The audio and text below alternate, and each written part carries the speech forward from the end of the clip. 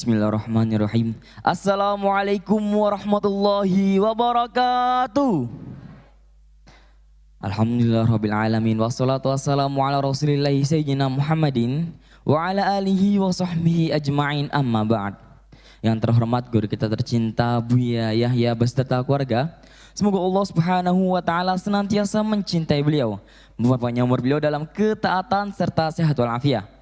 Dimudahkan segala urusannya, baik itu urusan dunia maupun akhiratnya, terutama dalam urusan dakwahnya. Amin amin Allahumma amin. Dan juga yang terlupa kami hormati hadirin pemirsa Al-Bahjah TV dan pendengar setia Radio Go Network dimanapun Anda berada. Segala puji bagi Allah Subhanahu wa taala yang telah melimpahkan segala nikmat dan karunia agungnya sehingga kita dapat berkumpul di tempat yang mulia bersama orang-orang mulia, tentunya dengan tujuan yang mulia. Amin amin Allahumma amin. Alhamdulillah, syukurlah, senang rasanya saya Nugraha Sugianto dapat kembali berjumpa dan bersilaturahim dengan Anda semua dalam program kajian Mukhtasar At-Targhib wa Tarhib yang rutin diselenggarakan setiap Ahad pagi di Aula Utama Lembaga Pengembangan Dakwah Al-Bahjah Cirebon, live di Al-Bahjah TV serta Radio Go Network di berbagai kota, tentunya bersama guru kita tercinta Buya Yahya. Yang insya Allah pada kesempatan kali ini kita telah sampai pada hadis yang ke-270. Bagaimanakah penjelasan selanjutnya? Oleh karena itu marilah kita persiapkan hati serta pikiran kita untuk dapat menyimak ilmu-ilmu yang akan beliau sampaikan. Kepada guru kita tercinta Buya Yahya, dengan segala hormat kami persilahkan. Allahumma sholli ala sayyidina Muhammad. Allahumma sholli ala sayyidina Muhammad. Udhkuru sholata ala Nabi Muhammad. Bismillahirrahmanirrahim. Assalamualaikum warahmatullahi wabarakatuh. Alhamdulillah. Nahmaduhu subhanahu wa ta'ala hamdan yuwafi ni'amaka wa mazidah. Ya Rabbana kama yanbaghi li jalali wa 'azimi sultanik. Subhanak thana'an anta kama ta'ala nafsik falakal hamdu wa lakal syukru ala dhalik. Allahumma salli ala habibi sayyidina Muhammad wa ala alihi wa ashabihi wa tabi'ina lahum bi ihsanin ila yaumiddin.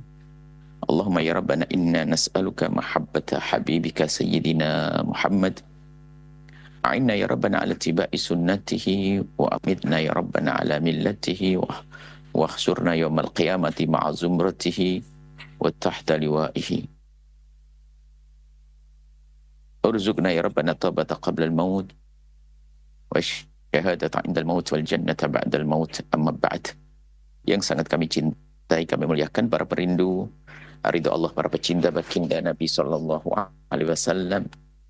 Alhamdulillah saat ini kita berada di majelis hadis dengan bimbingan Imam Ibnu Hajar Al-Asqalani dengan kitab At-Targhib wa Tarhibnya. Dan seperti biasa sebelumnya ada zikir dan juga ada muqaddimah. Rupanya zikir sudah dibaca dan mungkin muqaddimah untuk saat ini, muqaddimah haji akan kita tunda. Kita langsung saja kepada kitab At-Targhib wa Tarhib. Kita sudah sampai kepada hadis At-Targhib fil Ghardi wa ma jaa fi fadlihi. Himbauan untuk bisa meminjamkan, memberikan pinjaman, dan tentang keutamaan meminjamkan.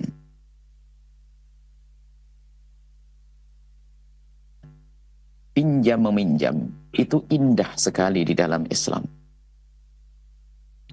Pinjam meminjam sangat indah di dalam Islam. Di samping indah juga ada cara-cara mengamankan. Kalau ada orang ingin meminjamkan sesuatu, bagaimana agar pinjamannya itu aman. Kemudian juga diwaspadai, jangan sampai pinjam meminjam ini sebagai ajang untuk cekik mencekik. Karena biasanya kalau ada orang meminjam itu kan karena hajat. karena punya kebutuhan. Sehingga kalau orang punya hajat ini biasanya karena hajatnya terlalu besar, sangat penting sehingga dia sudah kalap. Sehingga bagi orang-orang jahat dijadikan ajang kesempatan untuk mencekiknya. Sehingga muncullah riba, meminjamkan sesuatu kepada seseorang untuk dikembalikan dengan lebih.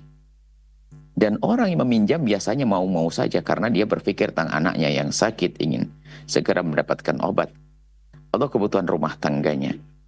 Maka sungguh yang pinjam-meminjam seharusnya itu harus indah, akan tak bisa menjadi ajang cekik-mencekik pada akhirnya. Oleh siapa? Oleh orang-orang yang tidak kenal kemuliaan, tidak mengerti kemanusiaan, tidak takut kepada Allah Subhanahu wa ta'ala. Kita mulai dulu dari pentingnya kita memberikan pinjaman. Abdullah bin Mas'ud, dari Sayyidina Abdullah bin Mas'ud radhiyallahu ta'ala anhu, semoga Allah senantiasa memberikan keridhaan kepada beliau.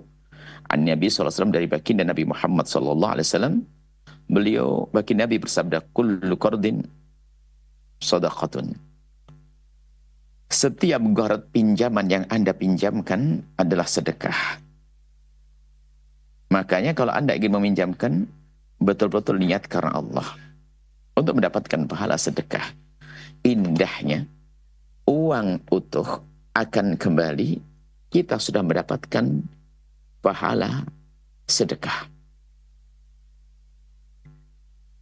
Uang kembali akan dapatkan pahala sedekah. Rawahu Tabrani bi sanadin hasanin. Diriwayatkan Imam At-Tabrani, disebut sebagai sanadnya adalah sanad yang bagus, yang bisa diterima, dan juga diriwayatkan Imam Al-Baihaqi. Kemudian ada lagi riwayat anhu dari Syadi Abdullah bin Mas'ud, anna Nabiya, sesungguhnya baginda Nabi Muhammad SAW, qala, baginda Nabi bersabda, ma min muslimin yuqridu musliman qardan marratan. Tidak ada seorang muslim meminjamkan kepada saudaranya satu pinjaman, sekali pinjaman, illa kana, kecuali pinjaman tersebut akan menjadi kasadaqatiha marrataini, seperti sedekah 2 kali. Dari riwayat ini seolah-olah meminjamkan lebih gede. Taini illa kana kasadaqatiha marratan. Jadi ditukar. Tidak ada seseorang meminjamkan 2 kali kecuali seperti sedekah sekali. Artinya, meminjamkan itu seperti sedekah separuh. Meminjamkan seperti sedekah separuh. Jadi mana? Mamin muslimin yukridu musliman gordon marrataini ila kana kasadaqatiha marratan. Yang meminjamkan kepada saudaranya 2 kali pinjaman, maka seperti sedekah 2 kali, sedekah sekali. Rawahu Ibnu Majah wa Sahih Ibnu Hibban wa akhrajahu Al-Baihaqi marfu'an mauqufan. Dan memang ada riwayat yang bunyinya seperti tadi, yang seolah-olah menunjukkan bahwa meminjamkan sekali itu seperti sedekah 2 kali. Maka menurut, jika riwayat itu benar, maka ditafsiri bahwa begini, kalau kita memberi kepada seseorang, maka kita akan memberi kepada orang yang memerlukan dan orang yang tidak memerlukan. Nah, jika kita memberi kepada orang yang tidak memerlukan, tentu ada pahala, tapi tidak sebesar pahalanya jika kita memberi kepada orang yang memerlukan.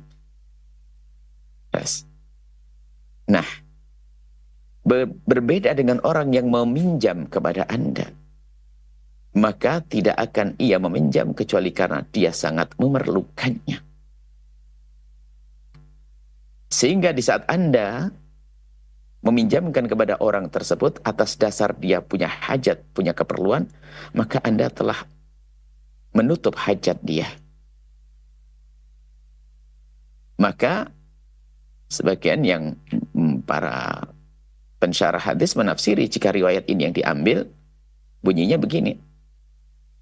Jika engkau meminjamkan kepada seseorang, jika engkau memberikan pada seseorang, yang dia tidak terlalu memerlukannya. Maka dibanding engkau meminjamkan kepada seseorang yang sangat memerlukannya, maka yang lebih besar adalah meminjamkan kepada orang yang sangat memerlukannya. Nah, seperti itu. Meminjamkan kepada orang yang sangat memerlukannya, itu pahalanya seperti sedekah 2 kali. Karena dia sangat memerlukannya. Apalagi nanti di saat diikuti juga adab-adabnya. Fanadhiratun ila maisarah. Kemudian memberikan tempo jika ia tidak mampu membayarnya, apalagi nanti sampai membebaskannya. Bisa jadi makna daripada mendapatkan sedekah 2 kali berarti meminjamkannya adalah setelah meminjamkannya kemudian mensedekahkannya. Sehingga pahalanya bukan pahala sedekah saja, akan tapi pahala sedekah plus meminjamkannya. Tentu luar biasa dalam hal ini.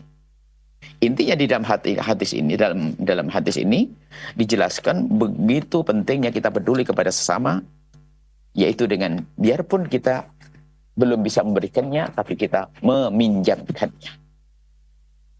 Dan di dalam pinjam-meminjam ada aturan akhlak yang luar biasa indah. Di dalam pinjam-meminjam akhlak yang luar biasa indah.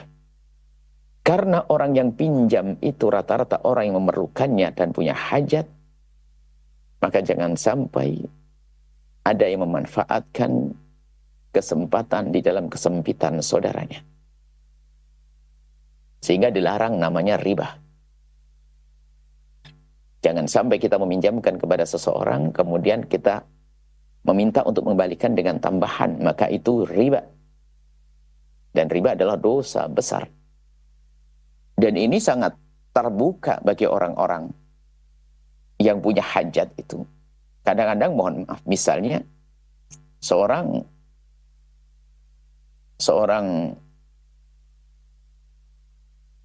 ibu yang anaknya sakit di rumah sakit.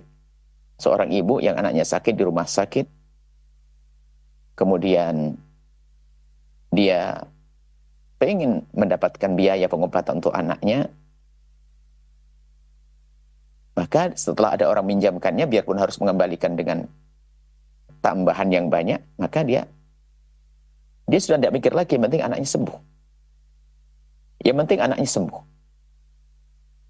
Nah ini, akhirnya ya sudah, itulah riba akan terbuka. Sehingga mungkin orang yang dipinjami tidak merasa dia tertindas. Karena apa? Begitu besar hajatnya. Tapi ya dia sebetulnya tertindas. Bagaimana dia dalam kesempitan kok malah kita kencet lagi. Dalam kesempitan lalu kita cekik lagi. Maka disitulah pengharaman riba. Karena riba itu adalah celah untuk berbuat dolim. Yaitu mencekik orang di saat dia tercekik. Kan dolim di atas kedoliman. Wong kita dolim kepada orang kaya saja dolim, apalagi dolim kepada orang yang sangat membutuhkannya, Masya Allah. Sehingga dosa besar namanya riba. Dan hati-hati, jangan sampai kita melakukan riba.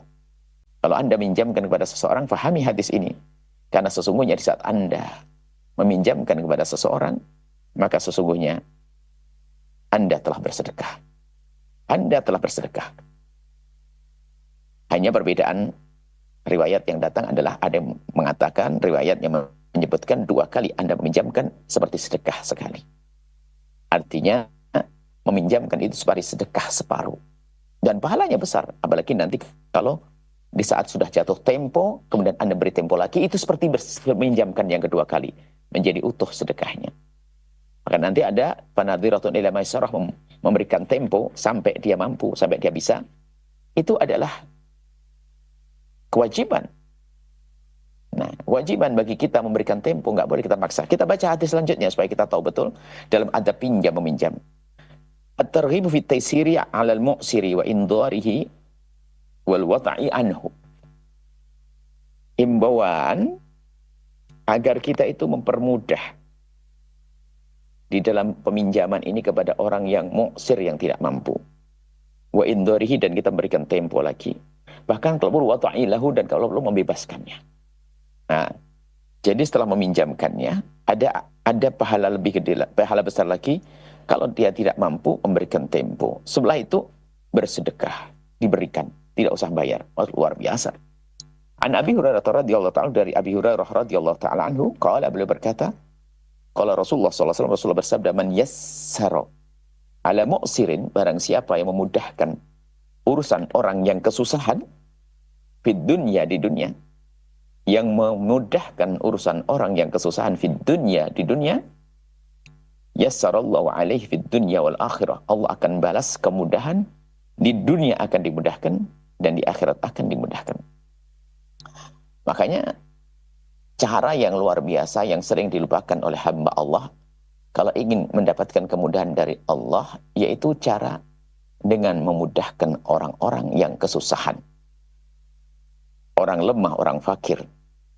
Kalau kita ingin dimudahkan urusan kita, dan kita ingin mendapatkan pertolongan dari Allah, bergegaslah menuju orang-orang yang punya hajat, orang punya kesusahan. Selama ini coba, cara berpikir kita kan begini, kalau kita ingin berbisnis, kita berbisnis, kalau mau bisnis besar, bingung kita mencari siapa? Mencari investor, mencari modal besar. Ingin bangun pondok pesantren, mungkin apa yang kita lakukan? Datang kepada donatur, orang-orang kaya, dan seterusnya. Ingin bangun masjid, datang kepada orang-orang kaya. Itu kan menurut cara berpikir akal kita. Tapi kalau bicara tentang keimanan yang kenal baginda Nabi Muhammad, tidak seperti itu. Nabi yang pernah menyebutkan, innallaha sayansurukum bidu'afaikum. Allah akan berikan pertolongan kepada kalian bukan melalui orang-orang kaya. Bukan pejabat-pejabat tinggi di kerajaan atau di negara. Bukan orang kaya raya. Innallaha sayansurukum bidu'afaikum. Allah akan menolong kalian dengan orang-orang lemah yang kau perhatikan. Maka hendaknya Anda pengen apa sih? Pengen berbisnis, sukses berbisnis. Jangan Anda bingung bagaimana modal yang harus aku dapat. Akan tapi mendekatlah kepada orang tertindas, orang-orang lemah, orang-orang sakit. Maka setelah itu Allah akan kirim orang-orang kuat bersamamu untuk mendukung programmu. Yang bangun pondok pesantren sekalipun, lihat, jangan mengandalkan kekayaan para jamaah, donatur, dan seterusnya. Anda sombong saat itu. Akan tapi, mendekatlah kepada Allah. Ambil pertolongan dari Allah dengan Anda dekat dengan orang-orang lemah. Innallaha sayansurukum bidu'afaikum. Allah akan menolong kalian dengan melalui orang-orang lemah yang engkau bantu. Jika Anda bantu memudahkan orang-orang lemah, apa jawabannya? Allah akan mudahkan urusan Anda. Kita lanjutkan. Yang memudahkan urusan orang yang kesusahan, maka siapa yang mudahkan? Allah langsung. Allah mudahkan dengan cara yang Allah Maha tahu, bermacam-macam cara. Kalau kita punya cara mungkin 1, 2, 3 cara. Kalau Allah punya cara yang tidak berbatas. Bermacam-macam cara untuk memudahkan urusan kita. Dengan cara apa? Dengan cara kita memudahkan urusan orang lain yang kesusahan.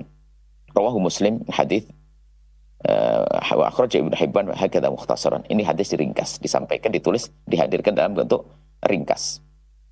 Wa akhraj Tabrani, Imam Tabrani meriwayatkan juga lafdhuhu asyhadu ala Rasulillah sallallahu alaihi wasallam sami'tuhu sallallahu alaihi wasallam yaqul, aku bersaksi dan bahwasanya aku telah mendengar.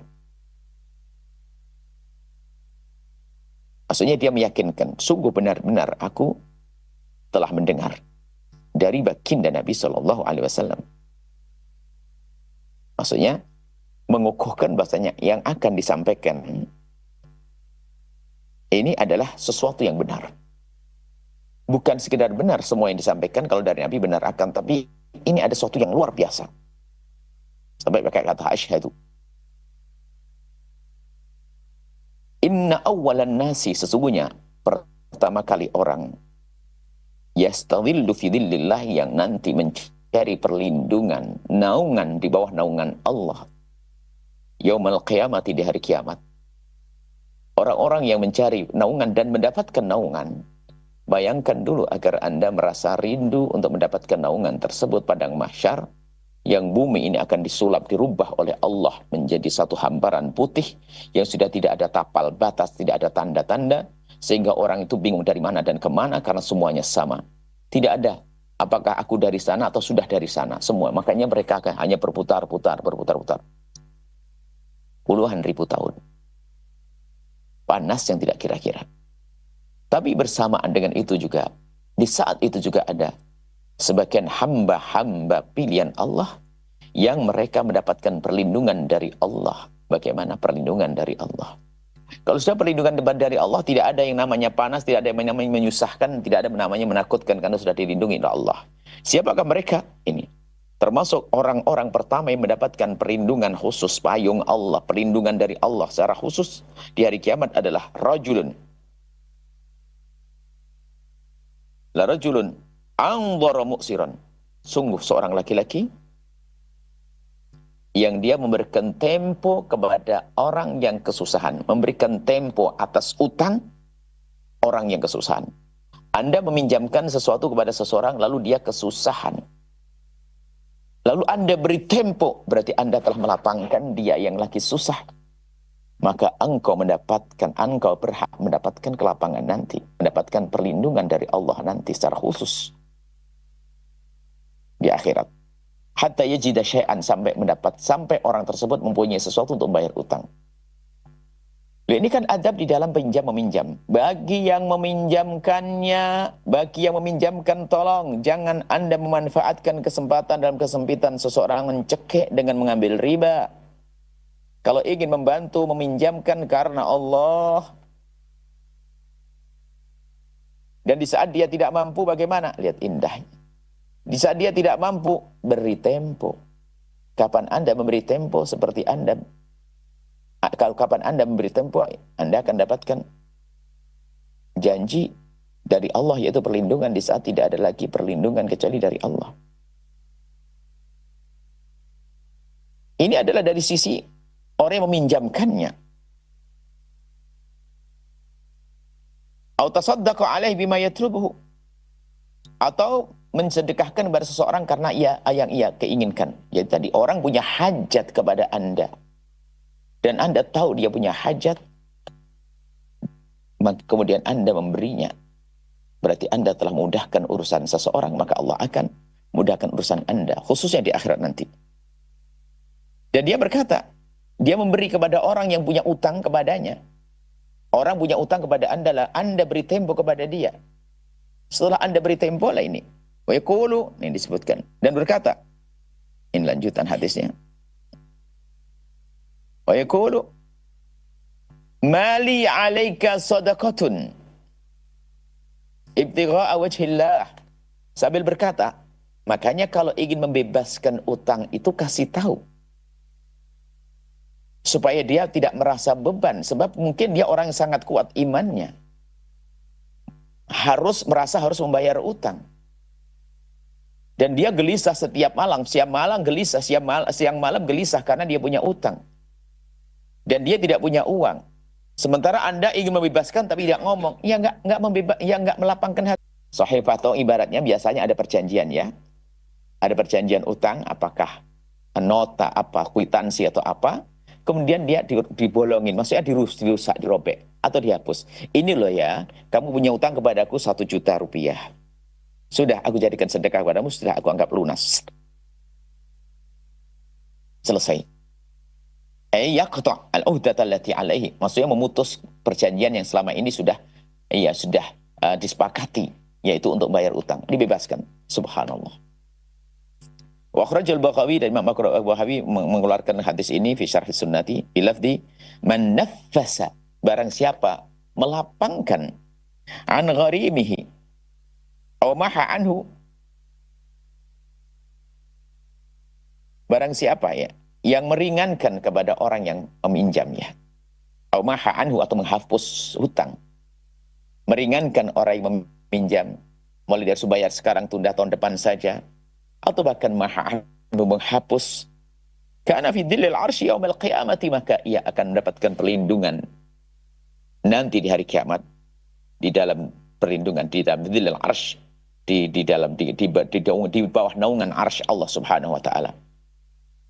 Jadi akan mendapatkan seperti itu. Kemudahan kapan? Bukan kemudahan hari ini. Kalau hari ini kita tidak bisa makan, di sini bisa ke sebelah dikasih makan kita. Tapi di padang mahsyar tidak ada lagi perlindungan kecuali dari Allah, tidak ada pertolongan kecuali hanya dari Allah. Wal Abdullah bin Ahmad bin Anfizajah al-Musnadi, dari Abdullah bin Ahmad, Musnad Imam Ahmad, ada ziyadahnya dari putra beliau Abdullah bin Ahmad.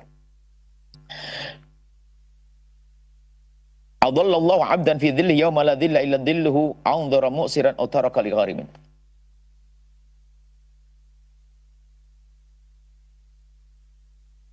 Adallallahu 'abdan, Allah akan memberikan perlindungan. Allah akan memberikan perlindungan seorang hamba di dalam perlindungan di hari kiamat nanti, di saat tidak ada lagi perlindungan kecuali dari Allah, yaitu siapa? Yang Allah beri adalah orang yang memudahkan, yang memberikan tempo kepada orang yang punya utang. Memberikan tempo kepada orang yang punya utang. Karena dia tidak bisa bayar. Atau membiarkan begitu saja. Biar dia punya keleluasaan di dalam bayarnya. Dan ini luar biasa dahsyat.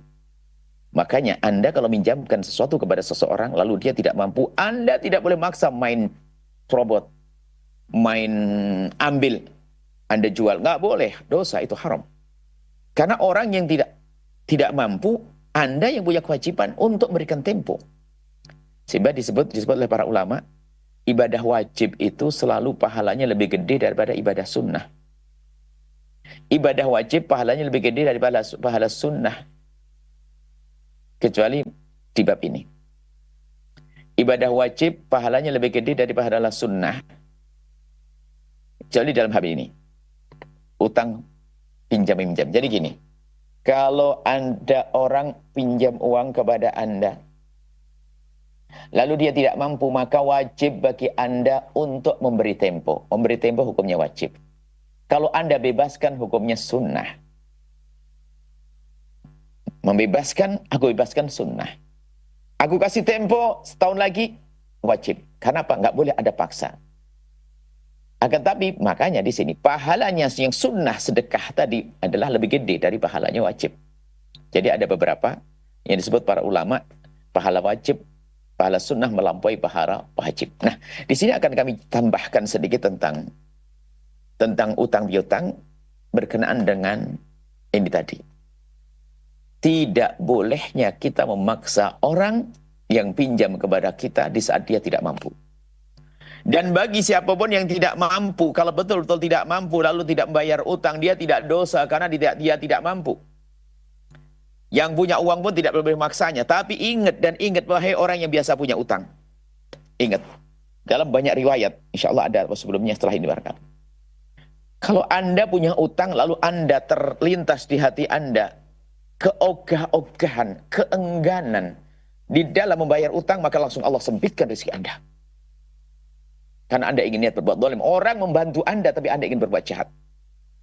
Dan memang banyak manusia-manusia yang memang daftar untuk sempit rezeki. Membayar utang itu padahal duit sudah ada. Nunggu yang punya uang menjemput ke rumah kita. Ini kan kurang ajar kita. Makanya hati-hati kalau Anda pinjam uang. Kalau Anda pinjam kepada saudara, lihat. Selagi Anda punya, segera.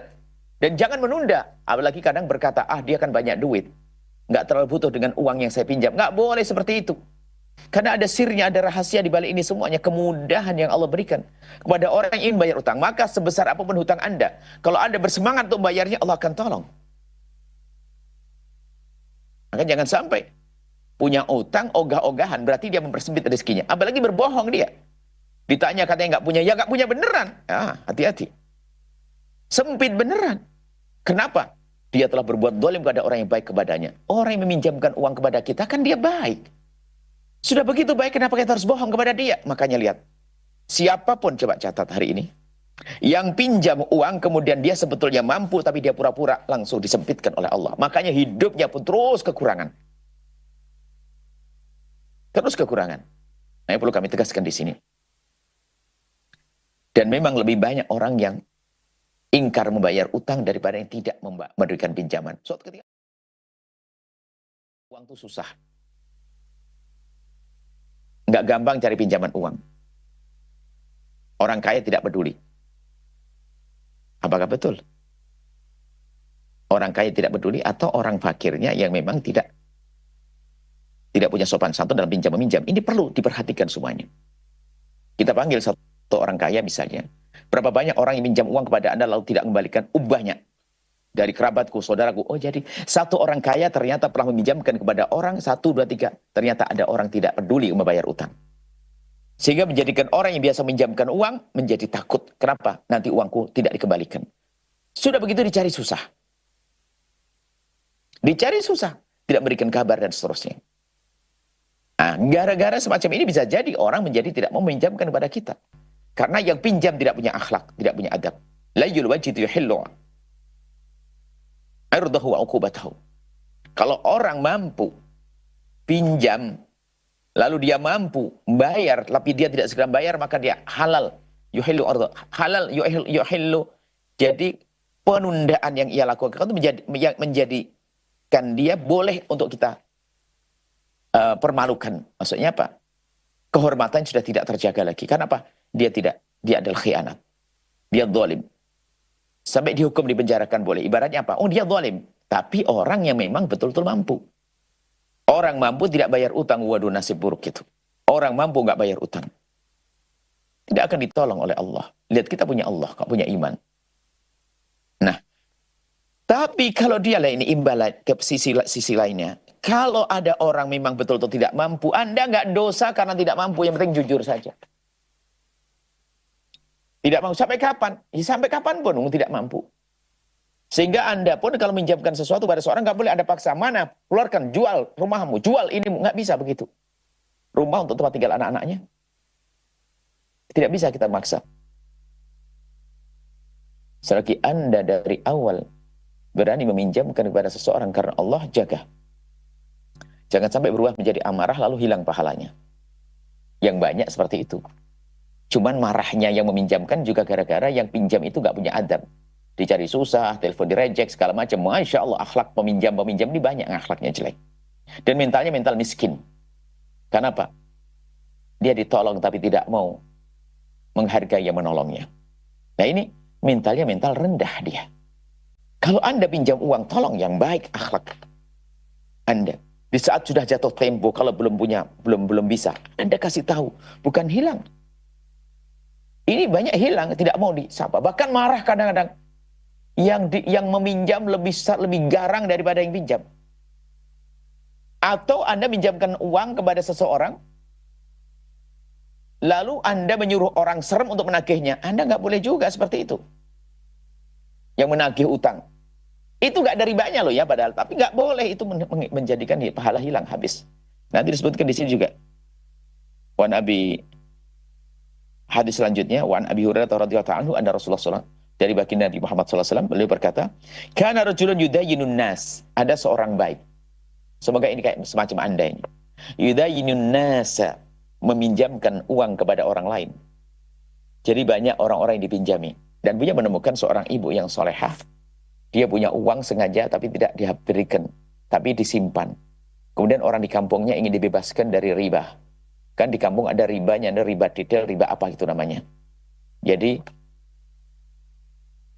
uang perempuan ini tidak banyak. Cuma dia cerdas. Dia hanya punya berapa puluh juta saja. Orang di kampungnya biasa pinjam kepada bank renten yang datang ke rumah itu. Biasanya butuh berapa? Ditanya, butuh 1 juta, 2 juta, 1 juta, 2 juta, dipanggil. Kemudian dipinjam oleh ibu ini tanpa harus ada tambahannya. Hanya perlu tepat waktu. Dan alhamdulillah ibu ini bisa membebaskan di kampungnya riba. Kalau tidak salah belum banyak sih yang bisa ditolong. Dia bisa menolong kurang lebih berapa puluh orang lah. Kurang lebih 30 atau 20 orang lah. 20 orang bisa ditolong. Kan lumayan. 20 yang biasa urusan dengan riba ditolong. Subhanallah. Dari 20 itu yang serius membayar hanya 7 atau 8 orang. Selebihnya adalah lihat. Sudah dipinjami, masih pinjam lagi ke tempat yang haram. Sudah dipinjami oleh seorang ibu ini. Sesuai dengan kebutuhannya waktu dia pinjam kepada peminjaman rentenir. Katanya butuhnya 1 juta. Oh ya, dipinjami oleh ibu ini 1,5 juta. Oke. Tapi tolong cicilannya yang sesuai ya tepat waktu. Tanpa ada tambahnya. Iya bu. Ternyata dia ngambil pinjaman dari ibu ini. Ternyata masih lagi minjem dengan orang yang dengan renten. Setelah itu apa? Dengan ibu tidak dibayar. Yang direnten juga yang dibayar duluan. Berarti ini kan bentuk kedoliman yang dahsyat. Makanya model watak manusia semacam ini gak bisa besar dia. Karena dia gayanya gaya dolim. Dan tidak diberkahi oleh Allah. Bahkan sudah diancam. Kalau ada orang punya uang lalu ingin lari dari membayar utang. Orang punya utang, dia ingin lari dari bayar utang, langsung disempitkan rezekinya. Makanya akhlak ini berlaku pada dua belah pihak. Yang meminjamkan uang, tolong berakhlak. Karena Anda ingin cari pahala dari Allah. Ingin dapatkan pahala sedekah. Maka yang lemah lembut menagihnya. Ini hadis ini diceritakan. Seorang yang biasa meminjamkan kepada orang lain, ini kerjaannya baik. Seperti ibu tadi yang kami ceritakan. Ibu yang solehah. Dan memang ibu itu di saat uang itu tidak diganti bayar, tidak terlalu gelisah. Karena apa? Hanya sedih saja. Akhirnya kan tidak bisa berputar untuk menolong orang. Mandek kepada seseorang tidak dikembalikan. Padahal kalau dikembalikan pinjam lagi juga dikasih. Dikembalikan pinjam lagi dikasih. Cuman ada mental sebagian orang tidak mau dibesarkan. Mentalnya mental kotor, mental busuk. Maka jadilah ada orang-orang mulia. Bahkan yaqulu li fatahu. Kemudian orang yang biasa minjamkan uang ini berkata kepada li fatahu, berkata kepada anak muda yang disuruh penagih. Penagihnya yang menagih kepada orang-orang yang pinjam uang itu. Idza ataita mu'siran, ya tolong ya nak ya, kamu kan aku tugasi nagih utang. Kalau kamu datang kepada orang yang ternyata dia mu'sir, susah hidupnya, nggak bisa bayar utang, fatajawaz anhu, maafkan, kasih tempo. La'allallahu yatajawazu anna, semoga dengan itu Allah mengampuni kita. Ajib. Akhlak. Coba, jika yang meminjamkan dengan akhlak, yang pinjam dengan akhlak, hidup indah. Yang meminjamkan dengan akhlak, selagi yang pinjam tidak mampu, dikasih tempo. Yang pinjam berakhlak, selagi mampu segera dibayar. Kan indah. Kalau belum mampu, dia tetap menjelaskan dengan jelas, dengan baik. Bukan lari, bukan sembunyi, bukan marah-marah, dan seterusnya. Lihat, kalau ada orang sudah pinjam uang, nggak bisa bayar, malah marah-marah. Lihat saja, bakal sempit sepanjang waktu. Karena sudah dinas, sudah dicap. Dia akan sempit rezekinya. Sudah pinjam duit, malah marah-marah. Sempit rezekinya. Dia adalah orang yang zalim, tidak tahu budi dia. Tidak ngerti bekti kepada orang yang telah berbuat baik kepadanya. Muttafaqun alaih hadis ini. Fa'alaqiyallahu fatajawaza anhu. Kemudian Nabi menghabarkan bahwasanya orang itu nanti akan bertemu dengan Allah dan Allah telah mengampuninya. Subhanallah. Dengan kita memaafkan kepada orang yang pinjam uang kepada kita, memaafkan sifatnya sementara, sampai dia membayar atau betul-betul kita bebaskan. Itu ternyata menjadi sebab Allah mengampuni dosa kita. Semoga Allah Subhanahu wa taala menjauhkan kita dari meminjam uang, dan semoga Allah mudahkan kita di saat kita punya utang untuk membayarnya, dan semoga Allah menjadikan kita orang yang jauh dari riba, takut kepada yang haram, dan Allah mudahkan urusan halal kita. Rezeki yang halal penuh berkah untuk bekal hidup yang indah di dunia hingga kelak di surga bersama Nabi Muhammad SAW. Wallahu a'lam bissawab. Mari kita tutup doa. Bismillahirrahmanirrahim. Alhamdulillahirrahmanirrahim. Allahumma salli ala habibina sayyidina Muhammad wa sayyidina Muhammad. Allahumma ya Allah ya Rahmanir Rahim, pandang kami dengan kasih sayang dan cinta dari-Mu ya Allah. Berikan pada kami segala kebaikan di dunia dan di akhirat. Ya Allah, wahai dan maha kasih, Engkau maha tahu tentang keadaan kami. Berikan kepada kami segala kebaikan di dunia dan di akhirat. Ya Allah, berikan kepada kami segala kebaikan di dunia dan di akhirat. Untuk anak-anak kami, keluarga kami. Engkau maha tahu ya Allah tentang kami. Engkau maha kasih. Yang sempit rezeki, lapangan dengan rezeki yang halal penuh berkah. Yang punya hutang, mudahkan dalam bayar hutang-hutang. Dan yang biasa menghutangkan kepada orang lain, jauhkan mereka dari berbuat zalim ya Allah. Dan jauhkan kami dari riba. Jadikan kami hamba-hamba yang, ya Allah, yang bersyukur atas karunia-Mu ya Allah. Wujudkan keindahan dalam rumah tangga kami, keluarga yang saling mencintai karena-Mu ya Allah. Ya Allah, suami yang tidak zalim kepada istri, suami yang berkasih sayang kepada istri, istri yang tawadhu, setia, penuh kasih kepada suami, yang bisa berbakti pada suami, suami berbakti pada istri, anak berbakti pada orang tua yang benar dalam mendidik anak. Jadikan kami orang-orang yang baik ya Allah. Muliakan kami di dunia dan di akhirat. Ya Allah, jauhkan kami dari sebab-sebab kehinaan. Jauhkan kami dari benci, dengki, dendam kepada sesama kami. Jika ada orang berbuat salah kepada kami, menyakiti kami, zalim kepada kami, aniaya kepada kami, fitnah kami, menggunjing kami, ampuni mereka, jangan hukum mereka. Karena mereka umat kekasih-Mu Nabi Muhammad. Panjangkan umur kami dalam ketaatan serta sehat walafiat. Berikan pada kami semua husnul khatimah. Mati dalam keadaan iman, dan kami mohon ya Allah, jadikanlah ucapan kami di akhir hayat kami kelak. Saat Engkau hendak mencabut nyawa kami ingin saat itu ya Allah, hati dan lidah kami mampu mengucapkan kalimat agung dan mulia, La ilaha illallah sayyidina Muhammad Rasulullah, La ilaha illallah sayyidina Muhammad Rasulullah, La ilaha illallah sayyidina Muhammad Rasulullah sallallahu alaihi wasallam. Rabbana atina fid dunya hasanah wa fil akhirati hasanatan wa qina adzabannar. Wa sallallahu ala sayyidina Muhammadin wa ala alihi wasallam. Alhamdulillahirabbil alamin. Al-Fatihah.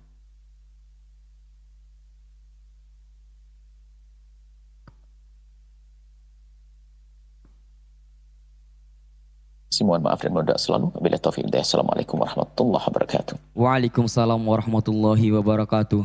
Baiklah hadirin, pemirsa Al-Bahjah TV dan pendengar setia Radio Go Network dimanapun Anda berada. Demikianlah kebersamaan kita pada majelis yang mulia kali ini. Dan tetaplah istiqomah bersama kami dalam mengikuti program-program kemuliaan lainnya. Dalam program kajian kitab Ahli Kam Imam Abdullah Al-Haddad yang rutin diselenggarakan setiap Senin malam Selasa di Masjid Raya At-Taqwa. Tentunya bersama guru kita tercinta Buya Yahya. Dan akhirnya saya Nugraha Sugianto selaku pembawa acara dan segenap kru yang bertugas mengucapkan syukron jazilan atas segala perhatian Anda. Mohon maaf, mohon doa selalu. Marilah kita tutup majelis yang mulia kali ini dengan pembacaan doa kafaratul majlis. Subhanakallahumma bihamdika asyhadu an la ilaha illa anta astaghfiruka wa atubu ilaik. Assalamualaikum warahmatullahi wabarakatuh.